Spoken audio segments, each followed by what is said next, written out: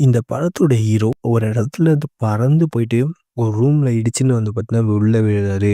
அங்க பார்த்தா ஏகப்பட்ட பொண்ணுங்க. அத பார்த்தோனே நம்ம ஹீரோ மயங்கிறாரு. அவங்களும் நம்ம ஹீரோவ பார்த்தா மயக்கிடுறாங்க. நம்ம ஹீரோ பார்த்தீங்கன்னா மயக்கி அவரு கிட்ட இருந்து பார்த்தீங்கன்னா, அந்த ஆரோ, கத்தி எல்லாமே பார்த்தீங்கன்னா எடுத்து வச்சுடுறாங்க. அதுக்கப்புறம் பார்த்தீங்கன்னா, அங்கேருந்து ஒரு பொண்ணு ஓடி போயிட்டு காவலாளிகள பார்த்தீங்கன்னா கூப்பிடுது.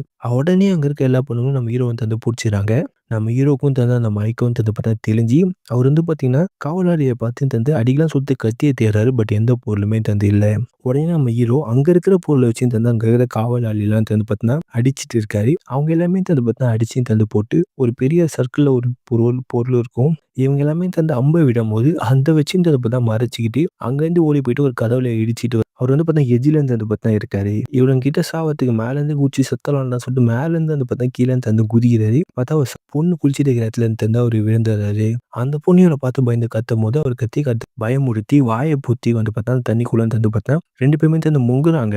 தெரியாத்தனமா பார்த்தா அது உடைஞ்சியும் பார்த்தா உள்ள விழுந்து கீழ பார்த்தா போயிடுறாங்க. அங்க போனா ஏகப்பட்ட மக்கள் இருக்க இடத்துக்கு பார்த்தா நம்ம ஹீரோயின் போயிடுறாங்க. அங்க ட்ரெஸ் இல்லாம பார்த்தோனே எல்லாமே பேன்னு வாய பொளக்குறாங்க. நம்ம ஹீரோயின் உடனே அங்க இருக்க ட்ரெஸ்ஸ பார்த்தா எடுத்து போட்டு நம்ம ஹீரோ அடிக்கிறாங்க. "டேய் என்ன விட்றா நான் இங்கேருந்து போறேன்டா" சொல்லும்போது, பட் நம்ம ஹீரோ இல்ல உன்ன பணையமா ஏமாத்தி தப்பிக்கணும்னு சொல்லிட்டு கத்திய காமிச்சு பார்த்தீங்கன்னா மிரட்டி நம்ம ஹீரோயின அங்கேருந்து கூட்டின்னு போறாரு.